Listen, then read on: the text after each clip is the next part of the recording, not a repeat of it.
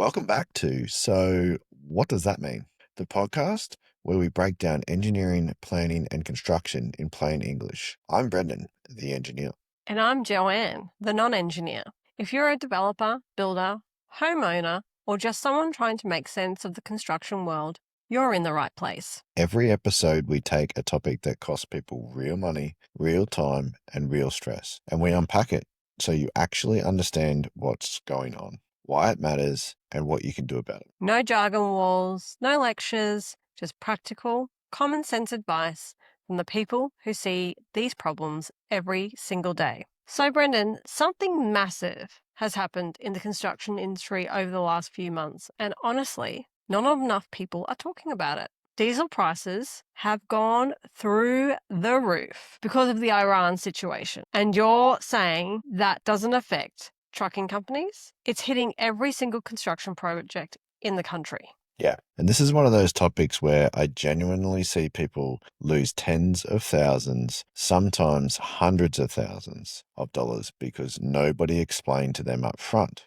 So let's get into it. All right, stats time, because I think people hear about builder collapses on the news and think it's a handful of dodgy operators who got what was coming to them. The numbers paint a very, very different picture though, don't they? They do. And I'm going to walk through these numbers slowly because they are genuinely hard to believe the first time you hear them. Are you ready? Hit me. In the 2025 financial year, that's the 12 months to June 2025, 3,596 construction companies collapsed in Australia. That is the highest figure on record.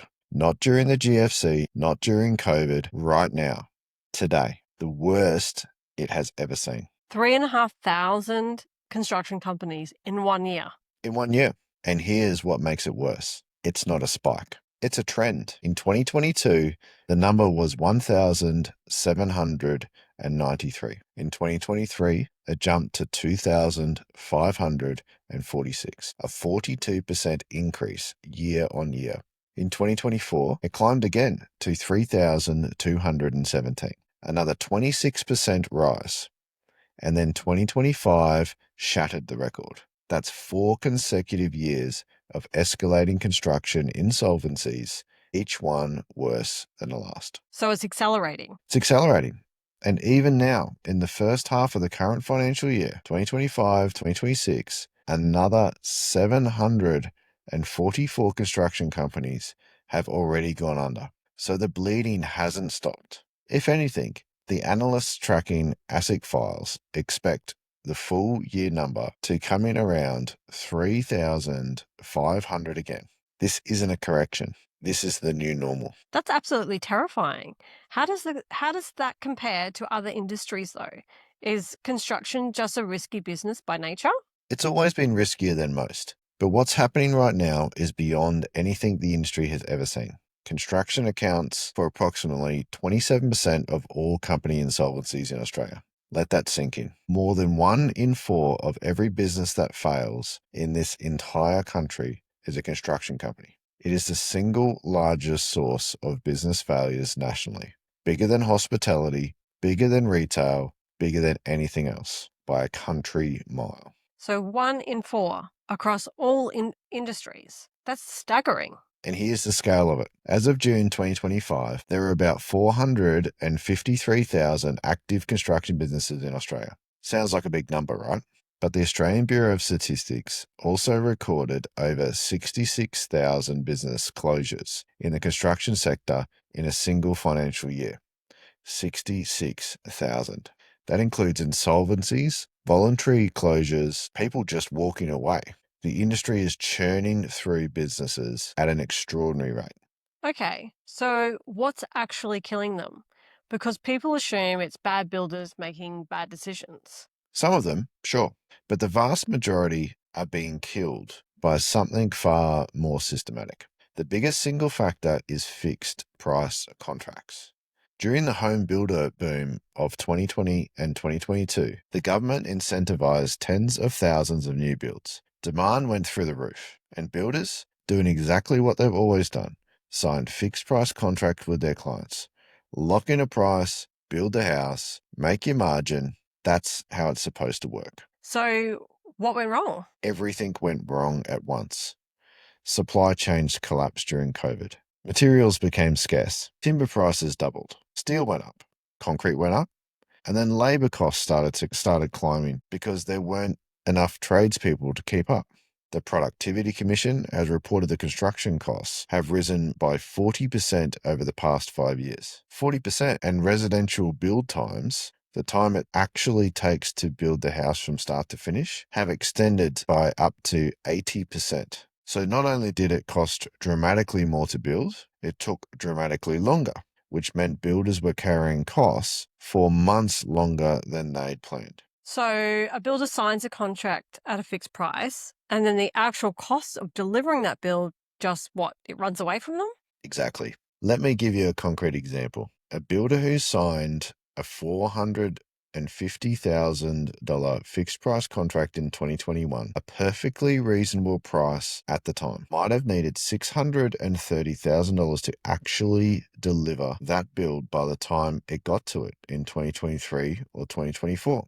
That's a gap of $180,000 on a single house.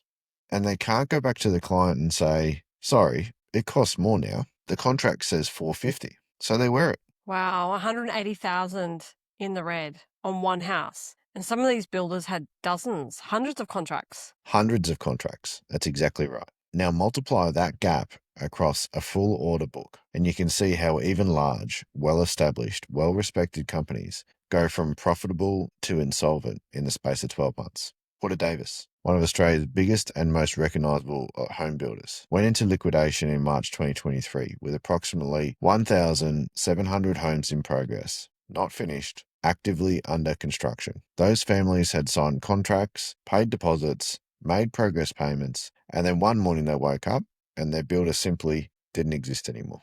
So what happens to those families? Like practically, what do they do? That's the cruel part. In most cases, the deposits they paid went to the builder's general bank account, not a trust account.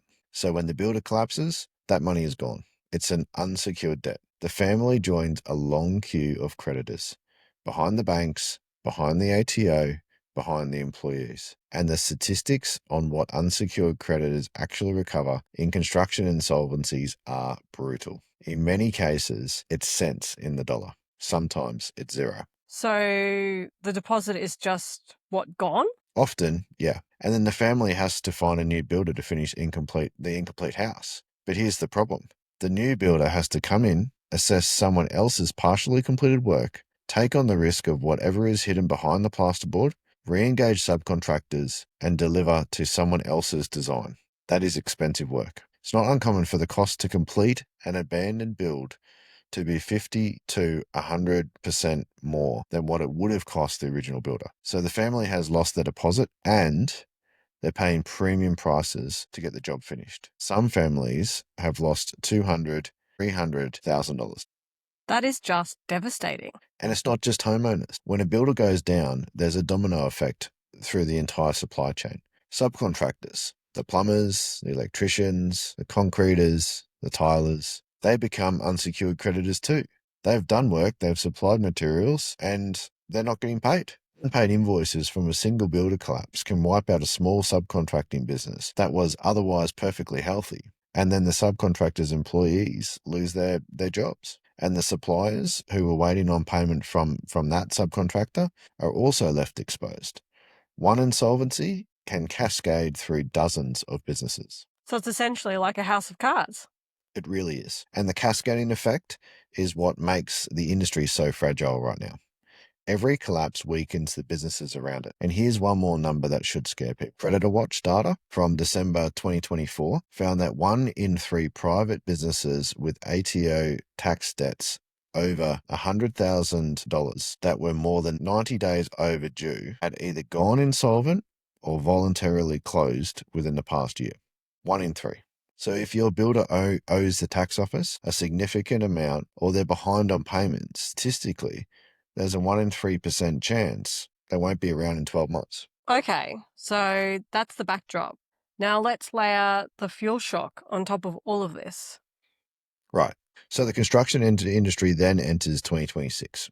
already in the worst insolvency crisis in its history. Margins are razor thin, companies are fragile, and then the Iran conflict closes a critical shipping route, and diesel prices go through the roof. And diesel matters because? Because everything in construction runs on diesel, or is delivered by diesel. Every excavator, every truck, every grader, every loader, every crane. Every bag of cement arrives on a truck. Every cubic meter of concrete, every load of aggregate, every steel delivery, diesel. When diesel jumps 30, 40, 50%, it doesn't just add a line item to your fuel bill.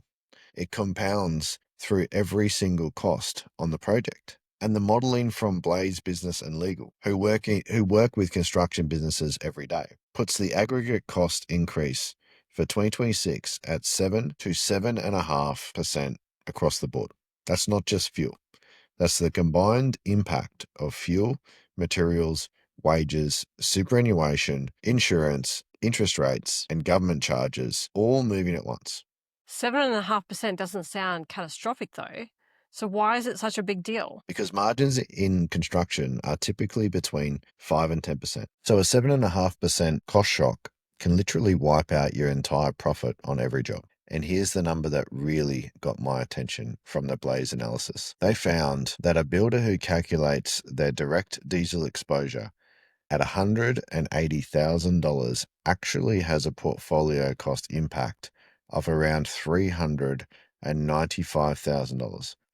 More than double, because the fuel cost ripples through everything. Their subcontractors charge more, their materials cost more, their plant hire costs more. The builder sees the fuel price at the Bowser and thinks they understand their exposure. They don't. It's more than twice what they think. So they think they're exposed by 180, but it's actually closer to 400K. That's what the modeling shows, and that's for a single business. Now multiply that across an entire industry, and you start to see why the Australian Industry Index fell 19.9 points in March 2026. That was the steepest monthly fall since the very beginning of the pandemic in early 2020.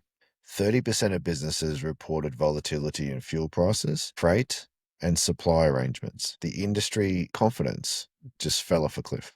And none of this was priced into the contracts these builders are working on right now. None of it. If you signed a fixed price contract in late 2025 or early 2026, you almost certainly didn't have a rise and fall clause for a geopolitical event in the Middle East. Builders on those contracts right now are watching their costs climb in real time with absolutely no mechanism to recover it. And some of them, the ones already weakened by the last 4 years, just simply won't make it. So what does all of this mean for the bigger picture? The government's housing target, the construction pipeline? The government set a target of 1.2 million new homes in 5 years from mid 2024 to mid 2029. That's 240,000 homes a year. Master Builders Australia is already forecasting a shortfall of around 380,000 homes by 2030. We're not even close to being on track. And every builder that collapses, every company that shuts its doors, every license that gets handed back makes that gap wider. We need more builders, not fewer. But the economics of building right now are pushing companies out of the industry. Okay, so let me recap these numbers because honestly, every single one of them is shocking. 3,596 builders collapsed in 2025, all-time record. 744 already this financial year and counting. Construction is 27% of all insolvencies nationally. Costs are up 40% in 5 years. Build times extended by 80%. A 450K contract might cost $630 to deliver. 1 in 3 businesses with significant ATO debt go under within a year. The fuel shock is adding 7.5% on top, and the real cost exposure is more than double what most builders think it is. And behind every single one of those numbers is a family waiting for a home, a subcontractor waiting for payment, or a business owner lying awake at 3 a.m. wondering if they're going to make next week's payroll. This isn't abstract economics. This is people's lives. And the only way through it is better planning, better contracts, realistic pricing, and proper engineering that gives everyone certainty before the first shovel hits the ground. That's what JC is about. We can't fix the macroeconomy, but we can make sure that the projects we touch are properly scoped, properly costed, and properly documented. So the builder isn't guessing, the client isn't blindsided, and the project actually has a chance of being delivered without destroying someone's business or someone's dream.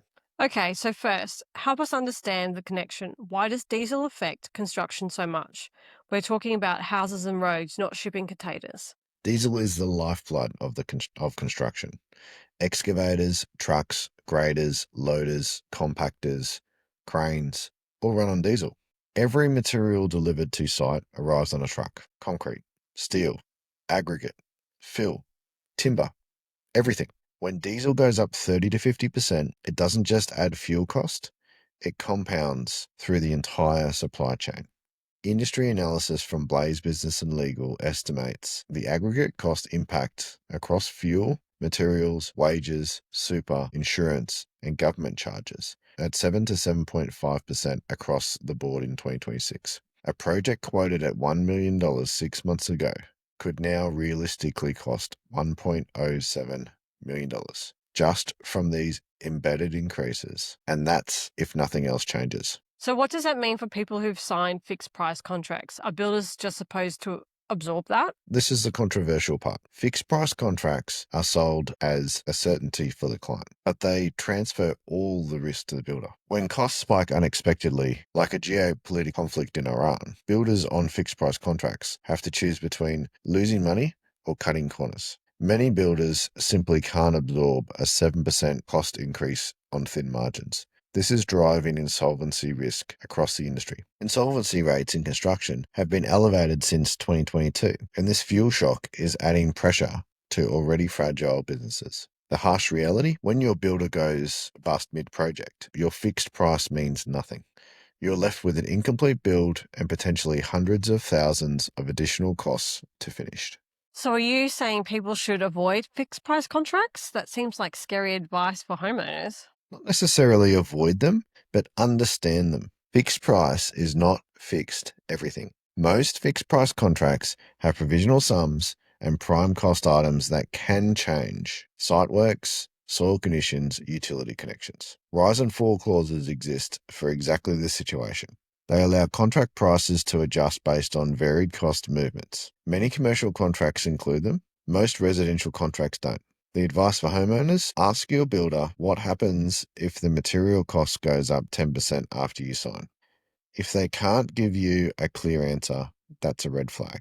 The advice for builders: if you're quoting fixed price work right now, you need to build in contingency for fuel and material volatility, or you're gambling with your business. What about land development and civil construction? Same issues? Even worse in many cases, civil construction is extremely fuel intensive. Bulk earthworks, road construction, services installation all rely heavily on heavy plant and truck movements. A subdivision with $2 million in civil works could see $140,000 to $200,000 in additional costs from fuel and flow-on price increases. Developers who locked in civil contracts 6 months ago may be facing variations or disputes right now. The RLB Q4 2025 report flagged a 6 to 12 month window for well-prepared projects to tender before conditions tighten. That window is arguably closing as fuel costs compound. JCE's role: accurate quantity estimation and realistic cost planning that accounts for current market conditions, not last year's prices. So, what's the practical takeaway for anyone in the middle of a project or about to start one? If you're about to sign a contract, make sure you understand the price escalation provisions. Ask about rise and fall clauses. If you're in a contract, communicate early with your builder or contractor about cost pressures. Early conversations prevent disputes. If you're a developer doing feasibility, use today's costs, not last quarter's. Build in a contingency of at least 7 to 10% for 2026. If you're a builder, protect your margins. Don't absorb costs you can't sustain. It's better to have an honest conversation now than go insolvent later. The common sense message: the cheapest price is often the most dangerous price in this market. All right, so if people are listening to this and thinking, that sounds like me, what's the one thing they should do right now? Pick up the phone. Talk to a qualified engineer before you commit to anything. Not after, not when the problem shows up, before. That one conversation could save you more money than you'd believe. And that's the JCE difference, right? You're not just ticking boxes, you're actually trying to help people avoid these traps. That's exactly it. We've built our whole practice around giving people clear, practical, common sense advice before the problems start, not after. Love it. All right, if you found this episode helpful, please subscribe, leave us a review, and share it with anyone you know who's building, developing, or renovating. It might just save them a fortune. And if you've got a question or a topic you want us to cover, drop us a message through our socials or through JCE. We read everything. Thanks for listening, everyone. Until next time. See you on the next one.